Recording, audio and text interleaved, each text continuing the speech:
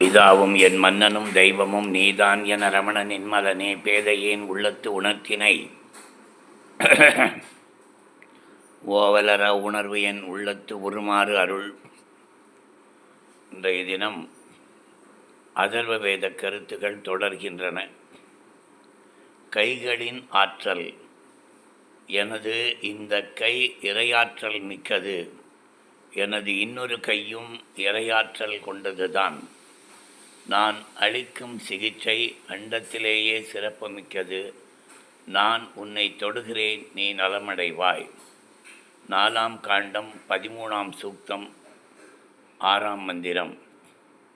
அதாவது, ஒருவரை தொடுவதன் மூலமாகவே நாம் புனிதமானவர்களாக இருந்தால் நம்மால் அவர்கள் எந்த வியாதியையும் குணப்படுத்த முடியும். இது ஒரு உண்மை. இதை வேதம் சொல்லுகிறது. நான் உன்னை தொடுகிறேன், நீ நலமடைவாய். அடுத்த மந்திரம். எனது வலது கையில் செயலாற்றும் வலிமை உள்ளதால் இடது கையில் வெற்றி நிலை பெற்றுள்ளது. நான் செல்வத்தை வெல்வேன், பசுக்களை வெல்வேன், பொன்னை வெல்வேன். 7ஆம் காண்டம் 50ஆம் சூக்தம் 8ஆம் மந்திரம். வாக்கு. வாக்கில் 4 வகைகள் உண்டு. 3 வகைகள் மறைந்து வைக்கப்பட்டுள்ளன. 3 வகைகள் மறைத்து வைக்கப்பட்டுள்ளன. இறைவனை உணர்ந்தவர்கள் அவற்றை அறிவார்கள். 4வது வகை வாக்கையே சாதாரண மனிதர்கள் பேசுகிறார்கள்.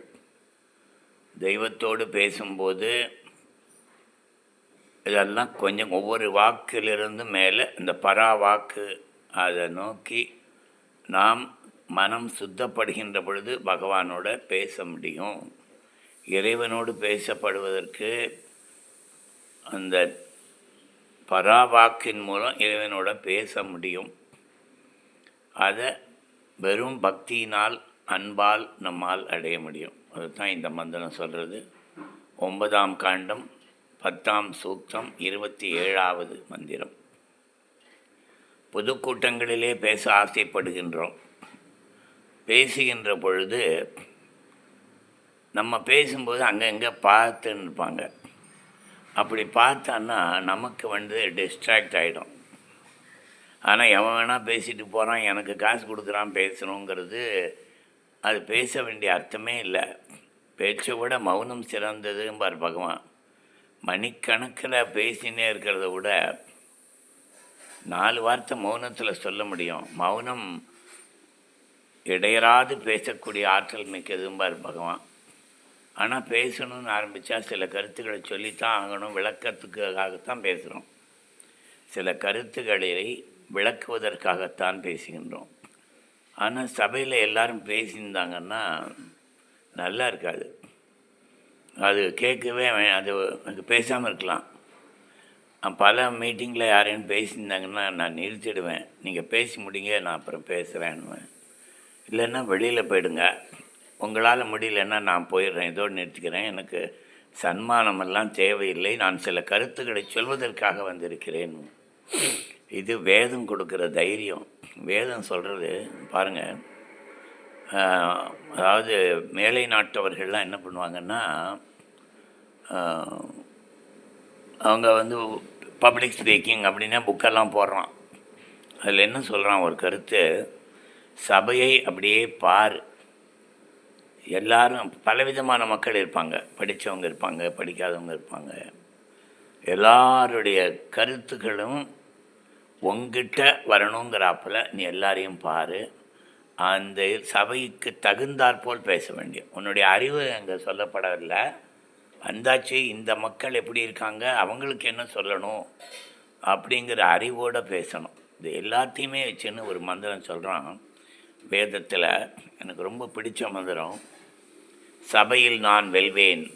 பாருங்கள், இந்த சபையில் உட்கார்ந்திருப்பவர்களின் அறிவை, வலிமையை நான் கவர்ந்து விடுவேன்கிறான்.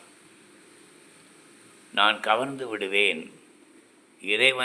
இறைவா, இவர்களிடையே என்னை வளமிக்கவனாக செய்யுங்கள். அதாவது நீங்கள் சபையில் பேசும்போது நீங்கள் சொல்கின்ற கருத்துக்கள் இதுவரை மற்றவர்கள் கேட்டிராத கருத்துக்களாக இருக்கணும். அப்போ தான் பேச்சு சுவாரஸ்யமாக இருக்கும்.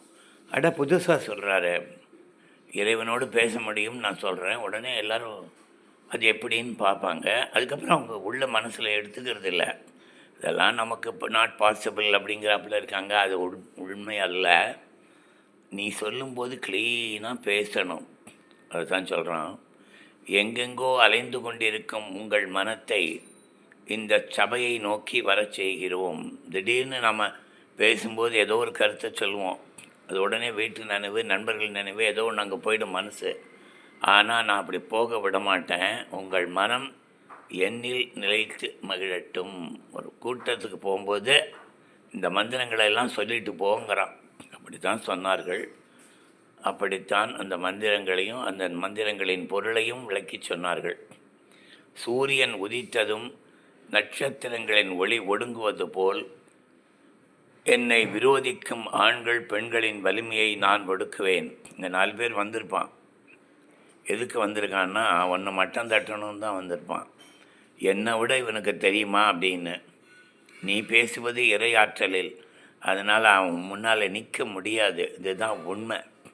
அதைத்தான் சொல்கிறான். என்னை விரோதிக்கும் ஆண்கள் பெண்களின் வலிமையை நான் ஒடுக்குவேன். அடுத்த இந்த மாதிரி மந்திரங்களையெல்லாம் படித்ததுக்கப்புறம் வேறு படிக்கிறதுக்கு என்ன இருக்குது? ஒன்றும் இல்லை. அதனால் அவங்களால் வெறும் வேத புத்தகத்தையே தொடாதவன் நம்மளோட ஆர்கியூமெண்ட் பண்ணி ஜெயிக்க முடியுமா? நிச்சயமாக முடியாது. ஏன்னா சில நுணுக்கங்கள் அந்த வேதத்திலிருந்து நம்ம தெரிஞ்சுக்கிறோம். அதுதான் உண்மை. சூரியன் எழுந்ததும் உறங்குபவர்களை கவர்ந்து விடுவது போல் நான் வருகின்ற போதே என்னை பார்க்கும் விரோதிகளின் வலிமையை கவர்ந்து விடுகிறேன்.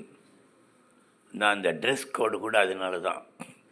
இந்த சபையில் நீ வரும்போதே உன்னுடைய தோற்றமே அவர்களுக்கு மகிழ்ச்சி அளிக்கணும். அந்த மாதிரி ஒரு தோற்றத்தோடு சொற்பொழிவாற்றும் போது இவ்வளோ இன்னும் அதை பற்றி விளக்கமாக சொல்கிறாங்க. நான் மிகச்சிறந்த 4 மேற்கோள்களை மட்டும் இங்கே சொன்னேன்.